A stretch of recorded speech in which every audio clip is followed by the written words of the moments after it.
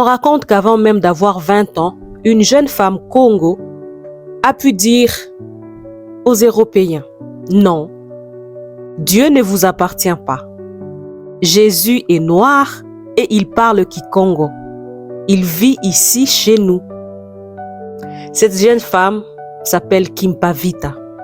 Son histoire est certes triste et n'a pas une bonne finalité, mais cette histoire a beaucoup changé l'Afrique.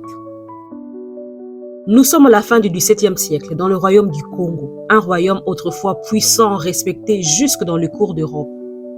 Mais maintenant, tout s'effondre. Les guerres civiles déchirent le pays, les Portugais s'enrichissent avec les traites des esclaves et des milliers de Bakongos sont arrachés à leurs terres pour être vendus de l'autre côté de l'océan. Au milieu de ces chaos naît une petite fille de la noblesse Congo, Kimpavita.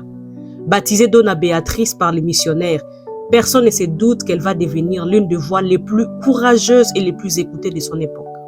Très jeune, Kimpavita est initiée comme Nganga, guérisseuse et médiatrice entre le monde visible et le monde des esprits. Un jour, elle tombe gravement malade. À son retour, elle affirme qu'elle n'est plus simplement Donna Béatrice. Elle dit que l'esprit de Saint Antoine de Padoue parle désormais dans sa bouche. Très curieux. Elle déclare, « Ce n'est plus moi qui parle, c'est Antoine. » Et les gens commencent à venir de loin pour l'écouter. Cela ne va pas plaire aux Européens. Kimpavita ne se contente pas de répéter ce que disent les missionnaires. Elle renverse les récits.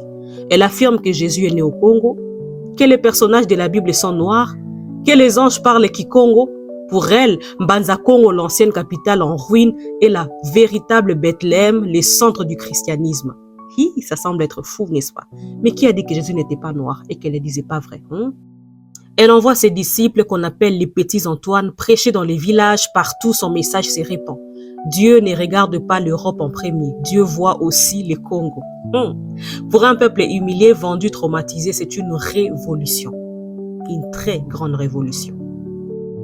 Très vite, les foules se rassemblent autour d'elle. Mbanza Congo, presque abandonné, commence à revivre. Mais plus les peuples se tournent vers Kimpavita, plus les puissants prennent peur. Les missionnaires européens la traitent d'hérétique. Certains nobles Congo ont peur de perdre leurs alliances avec le Portugais. Même ses ennemis reconnaissent son influence. Un prêtre écrit qu'elle est vue comme la restauratrice du Congo, acclamée par le peuple, alors qu'il lui passe pour un lâche impuissant. Kimpavita est devenu le symbole d'un Congo qui refuse de mourir. Alors on décide de la faire taire. Une coalition de nobles et de religieux se forme. Kimpavita est arrêtée, jugée pour hérésie et rébellion. Elle est jeune, elle pourrait régner ses paroles, demander pardon, sauver sa vie. Mais jusqu'au bout, elle défend son message. Que Christ aime le Congo, que son peuple n'est pas maudit et que les Africains n'ont pas besoin d'effacer leur identité pour croire. En fait, Kimpavita est la première pionnière à parler des traditions et de Christ en même temps. Je suis noire, je suis fière et Christ aime ça. Il n'est pas contre ça. En 1706, près de Mbanza Congo, Kimpavita est brûlée vive sur le bûcher, un peu comme les sorcières à Salem, aux États-Unis, avec son compagnon Joao Barrow. Son corps est détruit, mais dans l'idée qu'elle a plantée dans le cœur de son peuple, elle reste éternelle.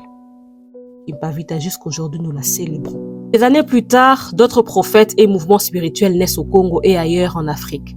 Beaucoup marchent sur la route qu'elle a ouverte, celle d'une foi qui ne renie pas l'Afrique, d'une spiritualité qui ne se met pas à genoux devant l'Europe. Aujourd'hui, on se souvient de Kimpavita, comme d'une jeune femme qui a osé dire « Dieu parle aussi notre langue ». Waouh, ça c'est fort. Si cette histoire t'inspire, partage cette vidéo avec ta communauté, avec tes gens, peu importe la foi que tu embrases, n'oublie pas tes racines et qui tu es. Et n'oublie pas que s'il existe vraiment un Dieu qui t'écoute, sache qu'il est fier de tes origines et de qui tu es. Moi, j'y crois. J'ai toujours rallié ma chrétienté à ce que je suis. Congolaise, Nandé et fière de l'être. À bientôt.